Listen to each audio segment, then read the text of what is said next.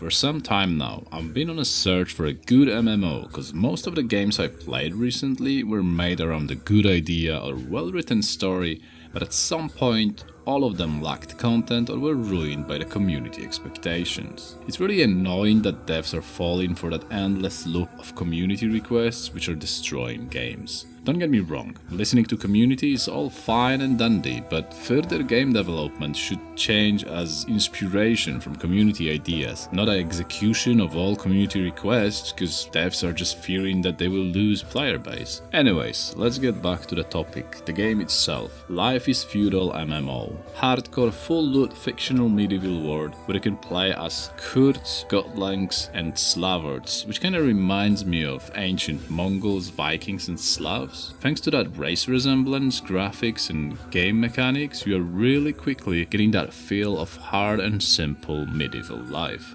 What I really love about the game is that it doesn't really matter do you play the game 10 hours a day or 2 hours a day, you will still progress with the same speed. And even though there is no quests on the main island and just few NPC camps to raid, you will have your hands full of PvE tasks. You can make your own mines, hunt, tame and breed animals, farm, craft weapons, armors, furnitures, potions or build villages and castles. The game has really lots to offer. Learning basics is quick, but mastering professions can take months, same as building your own castles. It took me and my small guild around 2 months to build basic constructions and heart of our castle. This game has so many small details which can make each day of gaming really interesting. Things like weather affecting crops and trees growth, or special animals and other resources which you can find only in some regions. Gods and religions which play really big part in PvE and same as in PvP, not even mentioning the map. That is so big, it takes several hours to travel from one end to another on a horse. It's just insane. I would be able to go on and on about this game for hours, but I don't really think that we want to stretch review video that long, don't we? So, skill and character progression is resolved in an interesting way, because it's a mixture of experience for each activity with a skill over time, like in EVE Online for example. So, after earning some experience by just playing the game, we can set which skill we want to progress in and the game will tell us how long it will take to reach the next level. Cool thing about that system is that you don't really have to be online for it. You can log off and as long as you have your experience, your skill will be rising. At the first glimpse, PvP in this game might look really simple, but if you look closer you will see that it takes a lot of practice to master it, and to be really effective on battlefield, it takes some decent skills. Small things like distance from the target or movement speed can affect your damage severely. All weapons have contact nodes across them, so if you will swing from too close, you will hit enemy with your handle and do little to non-blunt damage. But if you will hit with a tip of your sword from proper distance and good speed, you can deliver some really deadly blows. The games have many types of weapons with unique combos for each type, which makes it more interesting and leaves you some room for unique character builds. You can practice in Arena, which for now is free for all, but I believe that at some point in the game they will implement some ranked 3v3s like in other MMOs. Of course, sieging in this game is one of the biggest parts, and I can just imagine how much fun is that. And hopefully soon I will be able to share with you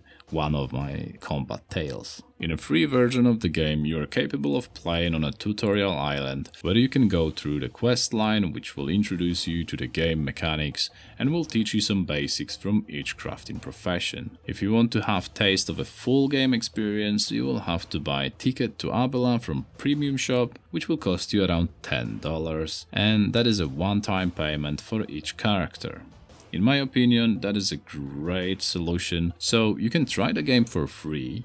You can play it fully for small one-time payment, and if you decide to make more characters, you will still pay less than for some titles which have just content for like 1 month of fun. Sadly, I have to say that at the moment, Tutorial Island is pushing players away instead of giving a juicy taste of how great the game is. Questline is confusing, bugged, and often does not explain mechanics well enough to be understood by new players. Resources in there are depleted, some parts of the map are not letting players interact with objects, there are bugged animals, etc, etc. Which I think is a huge bummer because that is the place where the initial judging is happening, so that island's supposed to be like super spot on, so new players can see how great this game is. Luckily for me, I went right to the main island and I came back to the starting island after a month of playing, and even then, with all I knew, I struggled a lot.